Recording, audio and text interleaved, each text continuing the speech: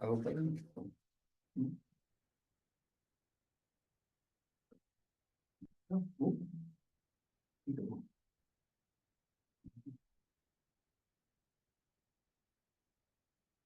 All right. We're just switching the screen right now, but thanks everyone who's tuned in today on Tuesday for the West Side Campaign Against Hunger's quarterly town hall. I'm Greg Silverman, CEO of the West Side Campaign Against Hunger. And we're thankful for folks for joining us today. Just in a quick little introduction, right, for those who don't know, right, the West Side Campaign Against Hunger is a 46-year-old emergency food provider here in New York City, serving about 110,000 New Yorkers in need. And today I'll spend a little time on the introduction. We're gonna then spend most of the time diving deep with our joined with our senior leadership team of the West Side Campaign Against Hunger. And then we're gonna take some questions. If you have any, you can put them in the chat as been directed, and we'll try to answer those either in person or we can get back to you after if necessary. First, I just want to take a moment for those of you who've known WSCAH for those of you for a long time, you'll know of the passing last month of Doreen Wall, who was the executive director for 20 years of the organization and really stewarded the organization through much growth. Under her leadership, WSCAH created the nation's first customer choice food pantry. She really pushed advocacy in a major way at a city level to empower emergency food providers. And she really was just been an instrumental and influential and sort of incredible leader that many of us were fortunate enough to either work with or got to know over the years. So we're just so thankful to sort of follow on from her leadership. WSCAH has grown a lot. I've been at WSCAH for 8 years, and it's grown a lot even in those years. And partly it has to do with the people. Right? With the West Side Campaign Against Hunger, has doubled in staff. We're now 29 full-time staff. We've gone from serving a couple hundred families a day at 86th Street. Actually, that was just pre-pandemic. If you look back 10 years ago, we were probably serving less than 100 families a day, and now we're serving 110,000 households or families, customers every year. Our number of people who engage in volunteering with us has grown dramatically, and our donor base, the people who support us financially, has grown significantly, probably tripled in the last 5 to 10 years. But a key to all this has been the team. The 29 people who day in and day out are coming in to raise the funds, think about the system, support our staff, engage people in benefits enrollment, hand out food, take in deliveries, steward volunteers, everything that's necessary to make the wheels of WSCAH go. As a reminder, the West Side Campaign Against Hunger's mission is to make sure all New Yorkers have access with dignity to a choice of healthy food and supportive services. We do that in a multitude of ways. We do it through direct service. At 86th Street, where we were originated, we now serve about 600 families every day with amazing healthy groceries. We have about 24 distribution points across the city. We're in the community partners distribute food with us. We have about 2,000 deliveries a month to people's homes, seniors and new moms who really are in need of getting that food as close to home as possible, as in directly to their door. At the same time, we make sure any of our customers have access to benefits enrollment. We're not just handing out food, we're making sure everyone has access to the support they need, whether helping people sign up for SNAP and other key benefits. Indirectly, we do a lot of work through our roundtable effort, which is an entity that we helped form 6 years ago, which is a network of now 9 of some of the most influential, innovative frontline emergency food providers in New York City. And we collaborate to drive down pricing in our purchasing and to advocate for more support for frontline food providers. And we just share all key information so all of our lives and our work is easier. And we just all we're all in this work together, so we really love supporting each other. And we do a lot of research, which you're gonna hear from in a little bit as well, to really transform the system. And it's all part of a community, right? We're handing out food to customers in need. Customers are volunteering with us. We're raising funds, it's key. Like, in order to do this work, it costs a lot of money. You'll hear more about that as well. We have lots of people supporting this work, whether it's schools, religious institutions, corporate groups, volunteer groups, you name it, lots of people are involved. And really, to do all this as a community, to build a base to change the system and systems to make everyone's life easier so that everyone can have access with dignity to healthy food and supportive services. So the leadership team that we've built to do all this work continues to drive the change and changes at WSCAH each and every day. So I'm joined with today Alyson Rosenthal, who's our Chief Program Officer, been with us just under 8 years. Lucky enough to, right after I started, Alyson came on board very quickly soon after. John LeBreton, who's our Chief Finance and People Officer, who as a staff member has been here around 7 years, but beyond that, when he was first volunteering with the Westside Campaign Against Hunger, and Rachel Laibson, our Chief Development and Communications Officer, who's no stranger to anti-hunger work, but we're lucky enough to have had her with us for the last 3 years. 2024, right, was a big year. We're sitting in one of our meeting spaces at our new warehouse space at 180th in Washington Heights. So we settled into this warehouse. We've been in it just 1 year. We became the fiscal sponsor and sort of technical backbone entity for the roundtable. We dealt with some governance issues to sort of combine our internal boards. And already 2025, we're moving into a new strategic plan for the next 3 years. So we're working on that as we speak.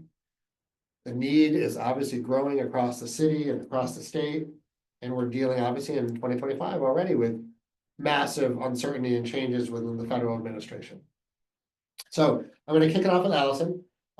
You've been at the Westside Campaign Against Hunger for just under 8 years. Tell us a little bit about how you got here and what's been your proudest moment at WSCAH. Yeah, thanks. Hi everyone.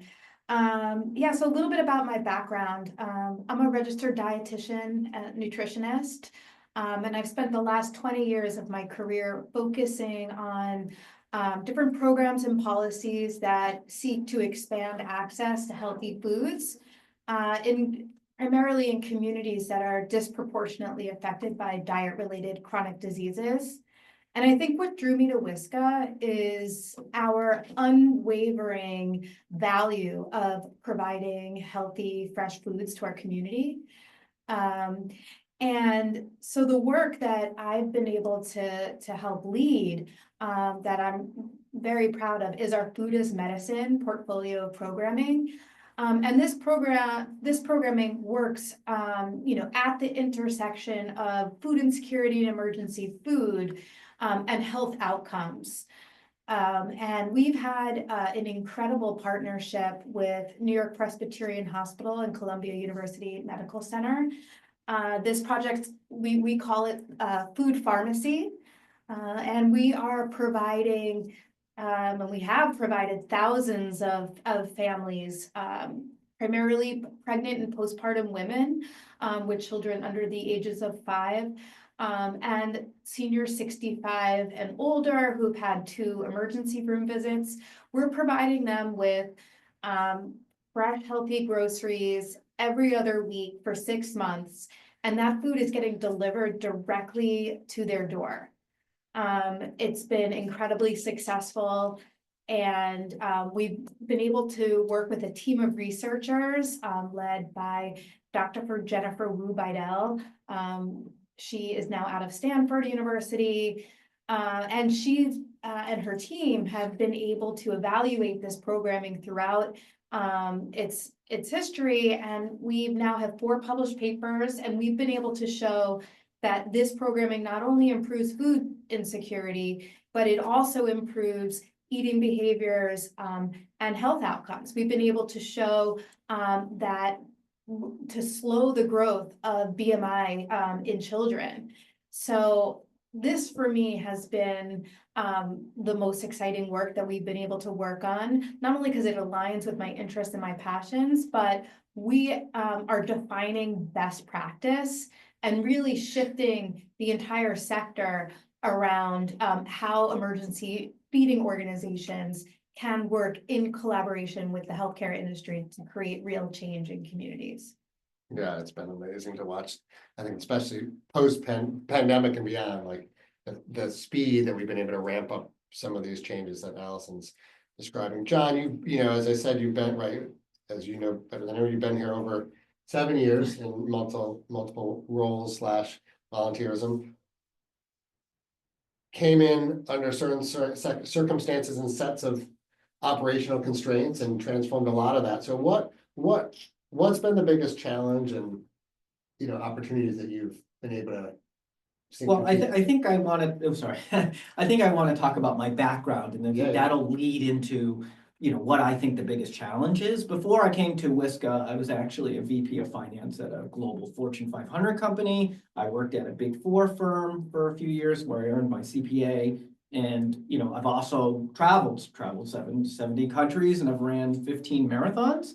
So I think those experiences have allowed me to be, I would say, flexible, you know, intellectually curious, I would say sometimes gritty, right? And I think for this type of role, when you're talking finance and people, it's multifaceted. Like every day is a different circumstance. And so it's really, you know, that broad base role. And, you know, I enjoy it. And I think the thing that attracted me to WSCAH is always helping people. We really have an emphasis to help people that I've really never seen in other organizations, especially in the food space. Our biggest challenge, I think, is growing, you know, this growing need in the community and our ability to meet it while being sustainable. And so a couple of things that, you know, I was looking at to give you context here is on food costs. Since 2020, June, you know, our purchased food costs, literally the purchasing of carrots, potatoes, milk, has increased over 800% over 5 years. So we're talking FY25 budget, we're year end of June 30th. Our budget is $5.4 million for purchased food. That's 800% increase. At the same time, donated food, the value of that has only increased 5% over the same time. So you can imagine all of our growth has been purchased. You know, we've made some deliberate choices in that, but you can see that it costs money. Really. And the second point I wanted to bring up was really on revenue. You know, for this fiscal year, which ends here June 30th, 2025, we actually need to raise over 90% of our revenue, which is about 14 million, from non-governmental sources. I mean, we in total receive less than 10% from governmental sources. So we're constantly having to raise more and more year after year. And so we're always constantly looking at revenue mix, expense, you know, better, faster, you know, those types of things. So it's a challenge. Yeah, for sure. And the challenge definitely sits as well in our Chief Development and Communication Officer, Rachel Laibson's lap, right? You spent many years in the sort of anti-hunger space raising funds, and yeah, that point of purchasing more food, high percentage of our funds being individual giving, non-public sector. What's driven you to the sort of thread over all these years of raising funds in this sort of anti-hunger world, and what's helped you, like, in the sense I would say, like, explode and grow at WSCAH in that effort? Right. Well, you know, I say that I've worked in all of the basic human right areas. I've worked in education, housing, healthcare, and for the last more than 10 years, I've worked in what I like to call food security in Connecticut and New Jersey and now New York. You know, and I've also worked in the performing arts, but that nourishes your soul. But food to me is the most basic human right, and being able to work with such a great group to nourish our community. And as Alyson talked about with healthy food, is so critical.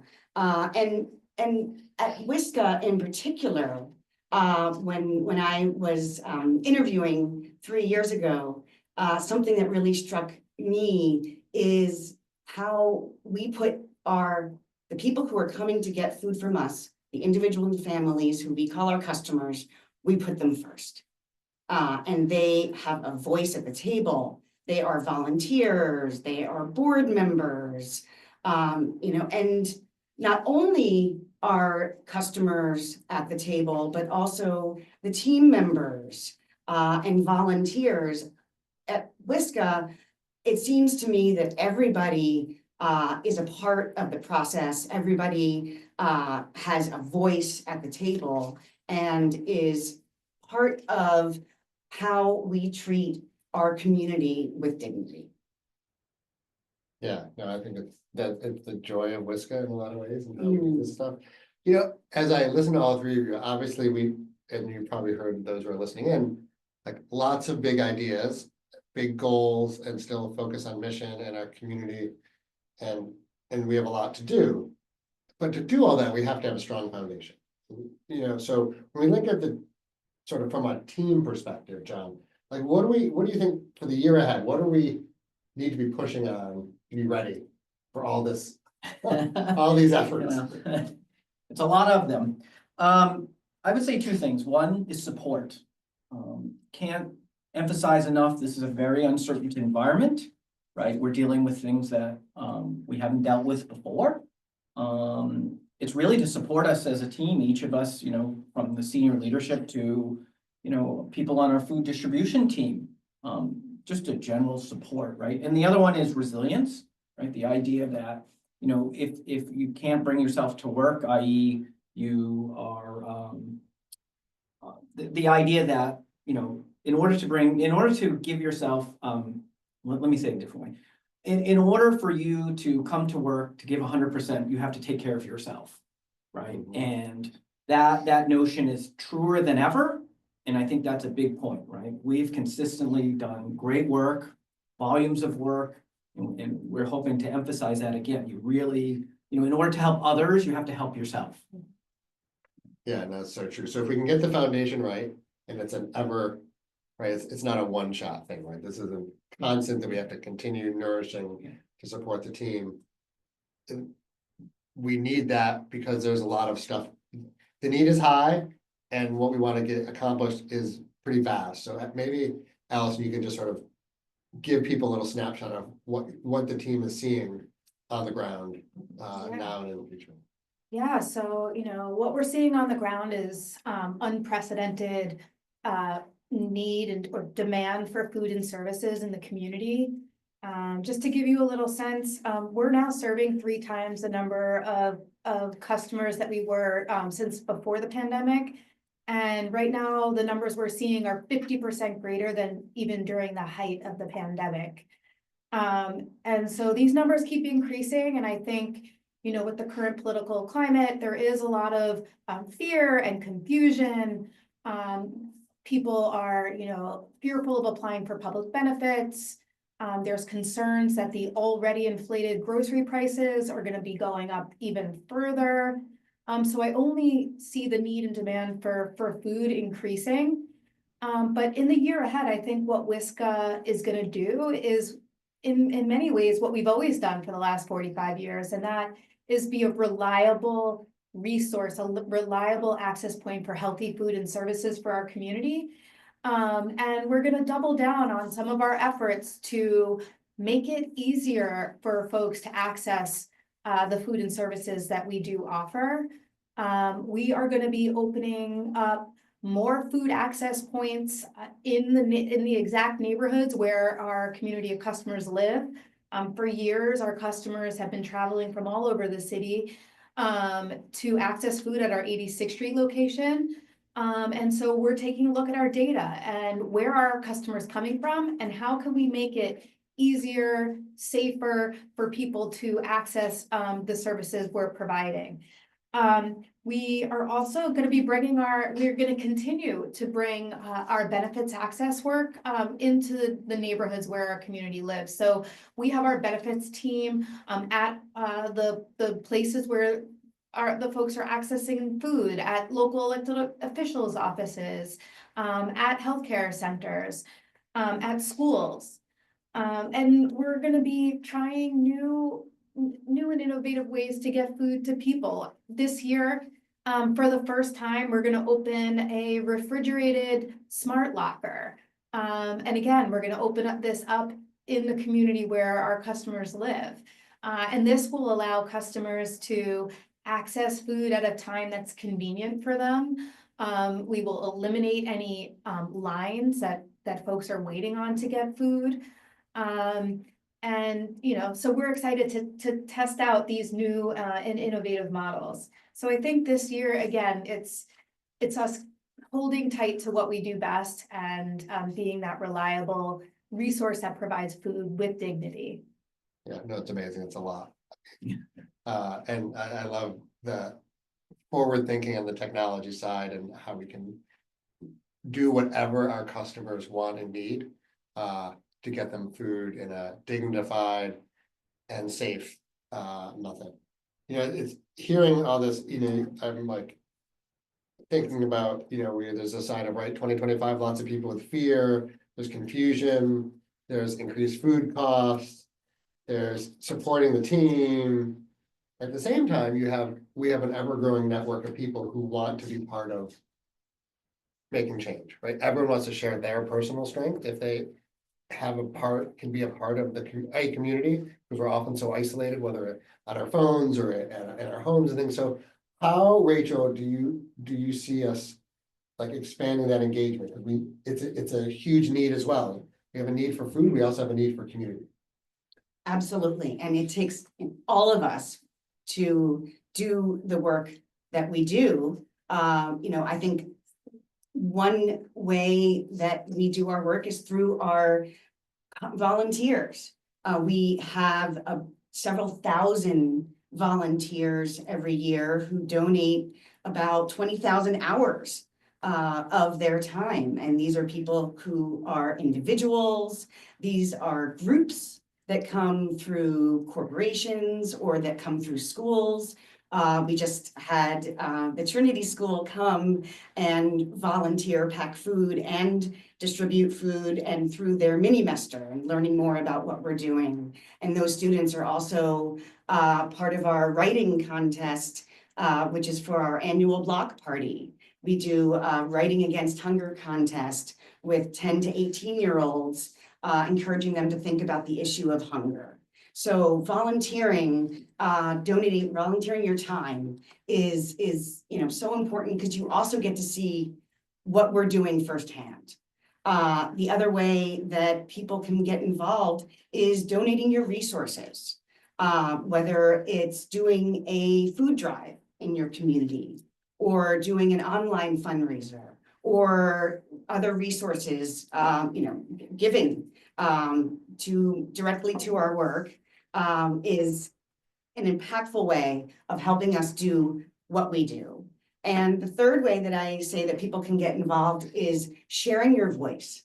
And so if you are inspired by our work, you can come in and take a tour and again, see firsthand. You can also share this with people in your network, friends and family members, your coworkers, anybody who you can think of who might be interested in helping to feed our community. Talk about WSCAH, talk about what you've heard, and invite them to come in and learn more about what we do from all of us. Yeah, so many ways to get involved, especially even in the doldrums of winter in New York. We have lots of ways to get folks active and out of their homes or their offices and to get involved. You probably, if you're new to WSCAH, you might, as you listen to this, you've probably noticed that we aren't just talking about sheerly like just pounds and people, right? We're talking about community, we're talking about transformation and how the whole sector can change to make sure that all of we stay, so we can, in a sense, hit on our mission, making sure all New Yorkers have access with dignity to a choice of healthy food and supportive services. We can't do that alone. We can't hand out all the food for the city. By no means. It's a huge network of amazing organizations that we're part of. But our job is to also push the whole system, right? And demand that everyone has the same amazing produce that WSCAH gives out, that they all have access to be able to buy those things.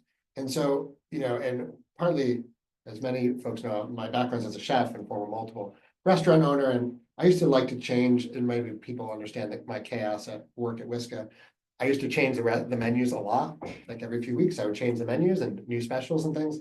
And my staff was always like, what's that secret ingredient? And I would say, just print out the recipe. Like I built these recipes, you can take them. There is no secret sauce. Like everything is that we'll share. And it's what we do at the roundtable. Also, there has been this notion, we were talking about it yesterday, that WSCAH has some sort of secret sauce that has allowed us to push beyond the sort of standard work, but also beyond just innovation to transformation. I don't personally know what that secret sauce is. Truthfully, I think I mean, my gut says it's our community writ large, but I wanted to push the team here in a very focused way on ingredients. Some different ingredients that we think help in our sort of WSCAH secret sauce that others can hopefully bring to their organizations. So Rachel, what, from you, I'll let you go first. Like, what has allowed WSCAH to push in the way it has? What's one ingredient to that? I think it's how we treat each other. It's how we value our customers, our team members, our volunteers, our supporters. The sense of dignity and valuing one another, I think lifts us up and creates what we do, what WSCAH is to be better. John? Yeah, I'm gonna put an and to that. And from the innovation side, I mean, I think we tirelessly talk about how to get food to people, right? And our biggest win here from home delivery was, hey, the biggest outcome was, geez, the participant said, hey, I need time, and this delivery program gives me time back. And that was our marching order to say, how can we get food to people? How can we improve that process? And it's exciting that we take that feedback and give it back to our community. Yeah, again, I think all of that and building on that, I think that our focus on collaboration is really what allows WSCAH to, help achieve what it does. We collaborate with our customers. Our customers are on our board. Our customers inform our work that we do every day. Our customers are volunteering with us. We are collaborating with partner organizations to get food out to the people who need it most. We have about 30 different distribution locations, and that's all possible because of the collaborations that we have. We're leaders of the roundtable, as Greg mentioned before. And it's through the roundtable that we've been able to make great strides in shifting the emergency feeding system. We've advocated together for policies and have created real change. We have worked together to collaborate around purchasing, and we're doing collective purchasing and sharing vendor information and pricing so that we can all achieve our collective goal, which is getting the healthiest food, the highest quality food, and services to the WSCAH community, to the community of New Yorkers who who are food insecure. So I think collaboration, and then again, like everything that my colleagues had mentioned, in terms of innovation and valuing each other in our communities. Yeah, I think it's interesting. Obviously, you hear each person says like this, and I was reminded as I always go back to my restaurant world as a chef, like if you think you can just throw a bunch of ingredients in a pot and then it's gonna come out tasty, you're wrong. You're gonna have to, like, you have to layer flavors. And what we've done is layer these, like, we've layered flavors. You cook, you simmer something, you saute something, you put things together, and the community, the dignity, innovation, valuing each other, collaboration at every level, like we sort of insist and push on these things, and I think we're gonna continue doing that into 2025. It's exciting to keep, cooking the sauce that we've been simmering for, I think, many years. That we're built upon from, like we started with from Doreen and the many people have sort of built what WSCAH and the emergency feeding sector is today. In a more general sense, lots of stuff we're talking about here. Do you each have anything, like Alyson, like what's most exciting, like for this coming year? Like what's really like, wow, if this one thing gets done, I'm gonna be super jazzed. Well, I think there's two things. One is I'm really excited about the smart lockers that I mentioned earlier. I believe we'll be the first emergency feeding organization in New York City to have a refrigerated smart locker available to our customers. So that I'm very excited about, but I'm also really excited about the changes that have recently taken place with Medicaid that will allow for organizations like WSCAH to get reimbursed for providing food and other services for Medicaid enrolled patients. I think this is a huge step forward in terms of helping to prevent diet-related chronic diseases and just helping to reduce food insecurity in our communities. And it's an exciting new funding stream for our organization to be able to do our mission-focused work. Yeah. I'm gonna put a hand again. Put my CFO hat here on. I think what I'm excited about, I'm a business process geek, I'll call it. Strategic planning, right? This is our huge year where we're gonna relook at what we want to do in the next 3 years. It's an awesome opportunity to take a step back, celebrate the accomplishments, look at what we want to do in the future. And I think getting us to putting our point of view in the world, right? Our theory of change and how to do that and how to execute it, from a multi angles, right? So. What are you excited about? I have a guess, but your constant chant. Well, well, I used to be part of an improv group for social change called Yes And. So I'm going to say yes, and I am excited to share all of these things with the community, to spread the word, talk about this great work that we're doing, share our story across the people on this call, with new people across New York City. I want to shout it from the rooftops, all of this great work, and hope that you all come to our block party in the spring and we can all celebrate. You can all chant with Rachel. She'll have a new chant every year, hopefully. So, right, we have a busy year ahead. Our team's got a lot going on, but we all have to figure out how to ground ourselves. Anything you're all doing, either new or you're constant, like you always do, to keep yourself going personally, that you're willing to share? I run, right? So I mean, I think, how many marathons have you run? 14 going on 16 probably this year. I think running gives me an opportunity to disconnect from the world a little bit, right? And also reflect on what's going well. Yeah. I think, I think part of why I love working at WSCAH is that we provide access to healthy food so people can share a meal with their families. And that's something that I make sure to do, not every night, but most nights I sit down with my daughter and my husband and we share a meal together and conversation. And I think that, that time with my family keeps me going. Well, this is more less personal and more WSCAH based, but I'm dictionary definition extrovert. And Really? right, it's sort of shocking. And to me, the mission of what we do is so important.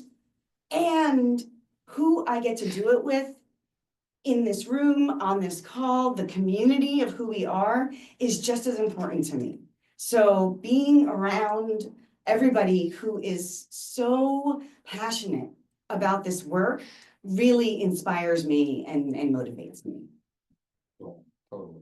Good So, on that. Yeah, we're very lucky Yeah. to all get to work together. Some questions have come through, so we have some I'm gonna hit on for people. I'll take the first one just and people jump onto it, but there's a question about, federal administration changes and how this is or affecting WSCAH and the anti-hunger community. As you heard earlier, WSCAH's revenue mix is very different than a lot of nonprofits, right? We're probably over 90% non-public sector. So a very small percent is federally funded, especially a lot of food pantries and food banks get, I think in New York State, upwards of 30% of the food that food banks distribute, I was reading the stat, is through the federal TFAP program.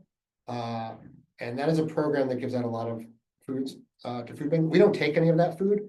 And we sort of drew a line in the sand last year, I think it was on this, saying, forcing every customer to sign an attestation that they're living in poverty doesn't align with our values. And so we said, we're not taking in, and we weren't actually happy with the food from the TFAP federal program, because it was a lot of highly processed products and not much fresh produce. So we said no to that program. So it actually, right now, it's put us individually at WSCAH in a better position, but decreasing that quantity of food potentially out of the emergency feeding system is going to lead to chaos in the emergency feeding world. Obviously, SNAP, signing people up for SNAPs, a lot of the grants that organizations like WSCAH have to do SNAP enrollment are linked through the federal government.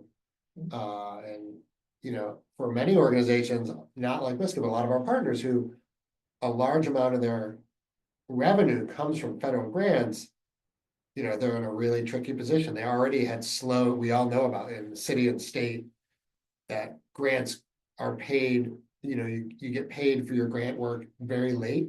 And so it's hard to actually just keep up with your work. And so losing a chunk of funds through the federal government as well, depending on what sector you're in, it's gonna have a knock-on effect and put more people on pantry lines, right, for sure. Anything else to add on that? No. Some folks want to hear a little bit more maybe on what's this, maybe a little more detail on the smart lockers and almost like describe it a little and where are we thinking of putting them? Sure, so these smart lockers, they're similar to like an Amazon locker box, so they look like a locker, and basically folks will be texted a code, and a specific time that they can access the locker. And then they go to the locker, it's self-service, they type in the code, the locker box opens, and they can access the food. And it's refrigerated, which is great because that means we can continue to provide all of the fresh perishable items. We are planning to locate, our hope is to locate this locker box again in one of the zip codes that has the greatest number of customers traveling all the way to 86th Street. Ideally, we're looking into Washington Heights or other parts of Harlem. We have several conversations actively going now with different community partners. But yes, we're looking at our data of where the demand for food is the greatest. And that's where we'll locate it. And there's some questions about, right, as many people know, the 86th Street location, our longest serving location. As of January 1st, we stopped actually being able to we stopped taking new customers. And so maybe you can make there's a sort of question of why, but maybe making that link to what we're doing in the locker box. Yeah, so and the community hubs. Right, so our goal is to better serve our community by decreasing some of the barriers that John mentioned before around time and just the physical capacity of having to travel on subways and go up and down stairs with groceries. So our goal is to look at these zip codes where our customers are coming from and open up whether it be these refrigerated smart lockers, the community hub, so our partner, where we're working in partnership with different organizations to then allow our customers to pick up the food closer to where they live. And yeah, we've had to pause new customers to 86th Street. Again, as I mentioned before, the numbers are at an all-time high. And we want to make sure that we're continuing to serve our existing customer base with an abundance of healthy food and services, and we don't want to water that down. And so we had to take a look at our resources and how we can more strategically use the resources that we do have to serve our community with dignity and continuing to work towards providing our community of customers with as many choices as we can. Yeah, I think that's great. And I think the truth of this, the growth of WSCAH over many years has been from forcing people from all over the city to go all the way to 86th Street. To bringing people to food, to flipping it to food to people. Like I used to do this work in Washington where it was about summer meals and how we shift these models of bringing food to people. And so, 86th Street is one location, 20+ distribution points across the city. So some questions about specifically on the home delivered meals piece, maybe just describing us like when they're like, how does someone qualify for that? And will that sort of that digital choice model expand? Right, so right now, our home delivered grocery program is exclusively with our partnership with New York Presbyterian Hospital. So for that program, currently, we're providing this program to pregnant and postpartum women with children under the age of 1. This is the new targeting criteria.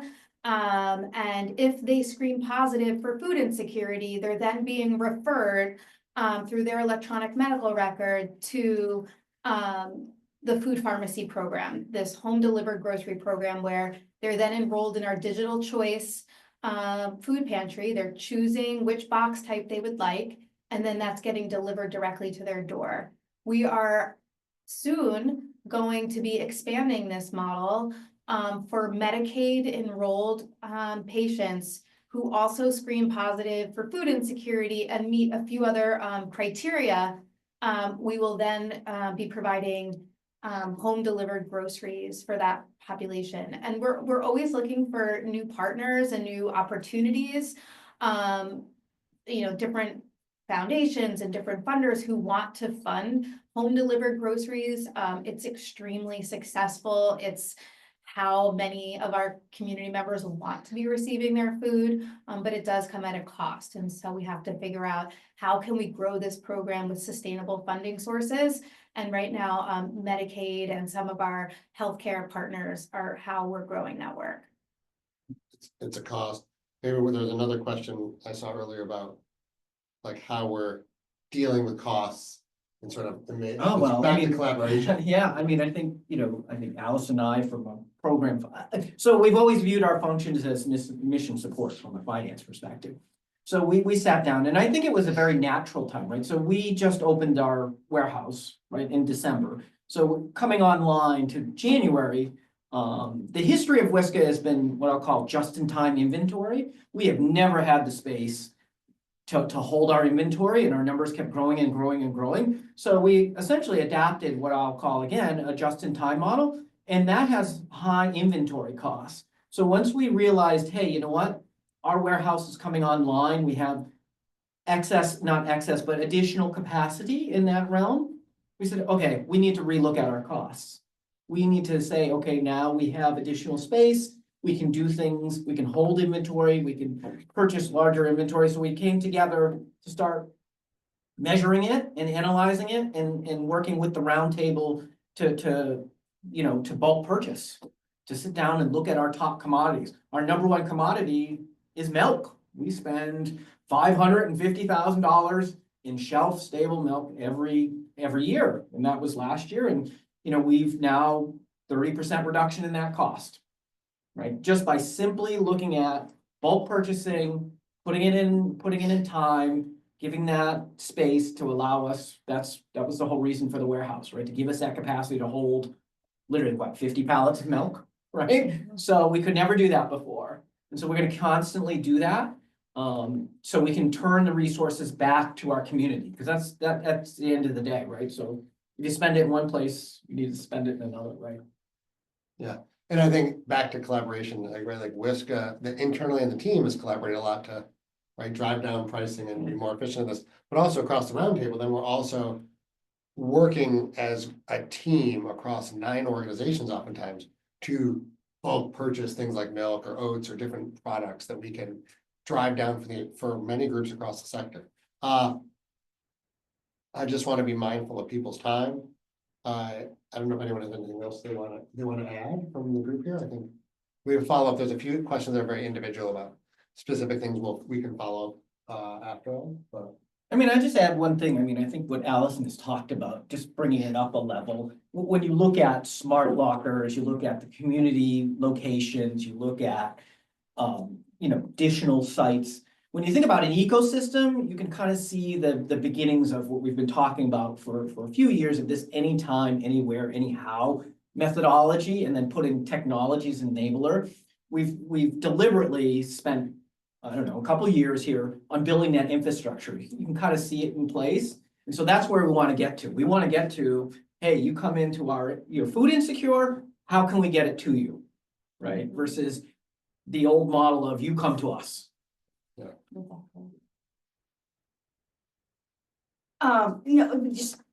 I also think what's different about us and what we've talked about today is this direct work of getting food to our customers and the systems change work of,